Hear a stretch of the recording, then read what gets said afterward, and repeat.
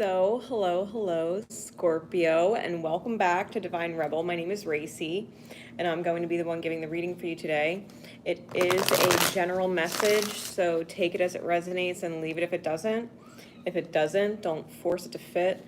There are plenty of other wonderful readers on YouTube that just might resonate more with you at this time. For those of you not familiar with me or the channel, I have no filter and I don't sugarcoat my messages. So, that's not your thing, you have children around or you just don't appreciate it, I'm respectful of that, and I'm always giving you the opportunity to sign off now. Otherwise, Scorpio, we are getting into your May 2020 reading. This is for Scorpio and strong Scorpio placement, so Scorpionic energy in general. Cross watchers, if it's in the reverse, take it however it resonates, okay? So, Scorpio and Scorpionic energy. Spirit, please. What insights can you give us for May? What insights can you give us for May? For Scorpio and Scorpion energy. What insights can you give us for May? Here we go. For Scorpio. Scorpio, what is going on for May? This card's been popping out quite a bit. What else? All right.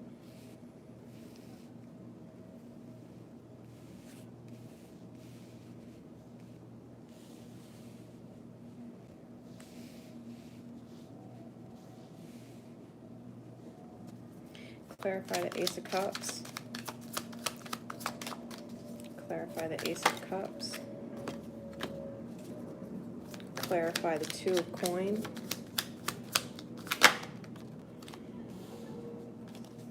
Clarify the Princess of Cups.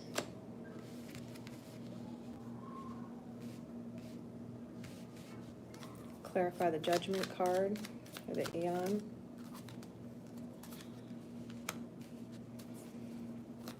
And clarify the Three of Cups. Okay, so we got quite a number of cards here, Scorp. More than the other readings so far. On the bottom of the deck, we do have the Seven of Swords, so there's some kind of self-deception, someone lying to you, which is obviously mirroring from your outer, in your outer from your inner experience. Denying yourself or robbing yourself of something, futility of effort. Top of the deck is the Four of Swords, knowing that you need to take a step back. All right, this is 11 swords altogether. This is about mastering the mind for May. This is about mastering the mind. Breaking through. I'm being shown like glass walls, like people who throw stones at glass houses. Like maybe you shouldn't be throwing stones if you are yourself living in a glass house in your mind.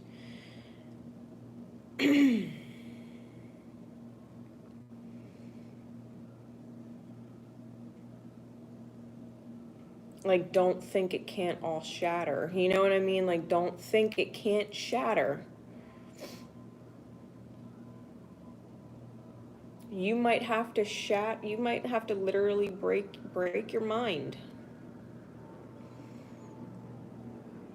Listen to your heart to what's right. And if you're going against what you know is right, if you're doing things that you know aren't right, then you're fucking yourself.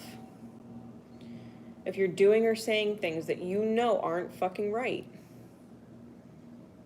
you're fucking yourself, okay? So listen, you gotta retreat. You gotta take a step back and get in touch with what the fuck is going on in your mind and why you might be insistent on doing things against your heart space. Doing things against your better judgment, your better, higher wisdom. Like, you know you shouldn't be doing or saying things that you are doing or saying. You're pushing something or someone. You're pushing something or someone. Okay? So, that's just the energy I'm feeling. Now we got the Ace of Cups with the Lover's card. You have a choice when it comes to love, and you got to love yourself enough, and this has been a common theme. You've got to love yourself enough to love another the way they deserve to be loved. because they love you the way you deserve to be loved, right? It's been a common theme. This is potentially a very sacred soul connection with the Lover's card. It's a higher divine connection you have with someone, and you have to overflow and ripple love, right? You have to love yourself enough to love them right. And choosing it. With the Two of Coin, the Two of Discs, and the Magus or the Magician, clarifying it. I think you're juggling an ideal and a reality, and having to work magic in turning your ideal into your reality from within yourself. From within yourself. I think someone needs your help in creating the ideal reality, and it starts with you. I don't know if you just heard that car alarm going off, but that's divine confirmation as far as I'm concerned.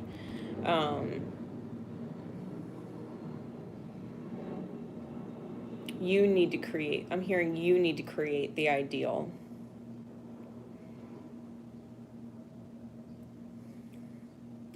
You're putting it on someone else.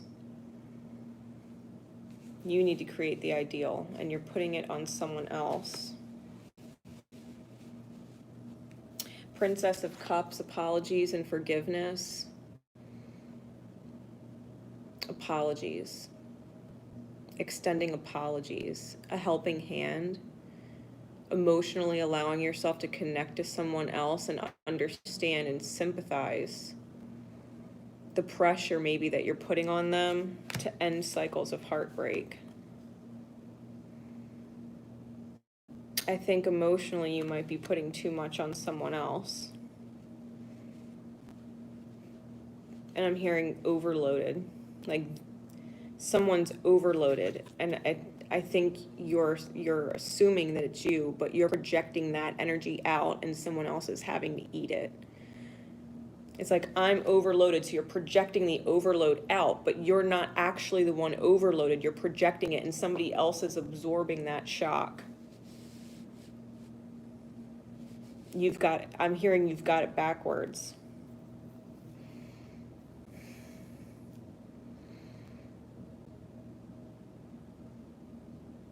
It's almost like you're pissed off you don't have your ideal. And so you're projecting I'm overloaded onto someone else because it's not your ideal and you can't handle it, but you're not actually creating your ideal. You're just projecting. I'm just really feeling like you're putting way too much on someone else. Way too much expectations. And so therefore, with the Judgment card and the Ace of Wands, this is the resurrection of your soul spark. This is the resurrection of your magic, being able to create the reality that you actually want by your own, I'm hearing by your own hand. Like, you have to do it. You have to create your ideal. You have to sympathize with what you're fucking putting on someone else. I don't think you understand the weight of what you're asking someone else. You're putting a hell of a lot of expectations on them, and it's emotionally overloading them. It's emotionally overloading them. Then we got the Three of Cups with the Six of Cups and the Five of Swords. This is an abundance card, but the fact that it came out with this is the overload I'm talking about. It even almost looks like nuclear fucking reactors, okay? This is an overload on your soulmate with defeat. They can't win. You're putting them in a lose-lose situation. I think you're putting an abundance of defeat or failure on them. They can't win. You're making it impossible for them to succeed because they can't possibly please themselves and you. They can't live in their ideal and create yours at the same time. You're overloading someone. And I think you owe them a serious apology. That's at the center of the reading. You need to close the cycle of pain and hurt, emotional suffering. Like, that's on you. That's on you. I think the way that I'm feeling it and the way that my guides and spirit are kind of giving it to me is like you are asking way too much of someone. If someone were putting that kind of weight on you, you would crack, and it's not fair. You have to find your own magic and create your ideal. You have to be there for your partner in a sympathetic, empathetic kind of way, because to be completely fucking honest, it's not all about you. Let's get real. It's not all about you. Partnerships are not all about one person. One person's needs, one person's wants, one person's ideals. Like, you need to, like, eyes wide the fuck open right now. You're putting way too much on someone else. Way too many expectations on someone else. And it's because you're not fulfilling your own expectations of your ideals within yourself. Whether it's the ideals of what you want to be as a parent, or the ideals of what you want to be as a partner, or the ideals of what you want to be as a head of household, or the ideals of what you want to be as an employee or in your career. Like, whatever it is in your partnerships or family situations, whatever it is, you are putting way too much on someone else.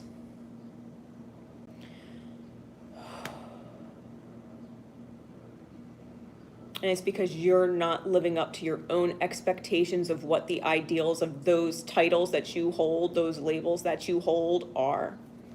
You're not living up to your own ideals, and you're asking someone else to fill the bill so that you don't have to shift into your magic, into your creative ability. You're asking someone to create everything for you. Really, if I were the other person, I'd be like, fuck you. Fuck you. You're asking for an impossible task. It's not right. You got to release your past. That's what you got to remember. Through the power of love, you can release any stagnant situations or energy in order to transform your heart space. You can't possibly expect someone to fill all of your fucking needs and be satisfied with yourself when you're putting all those needs on someone else and you're not actually taking ownership for it. And wherever you learned that from, where someone else caters to all your needs, wherever you learned that from, you have to forgive that example, because it completely misled you. And you're putting it on someone else, and that's not right. You have to let your past go and create a new future for yourself.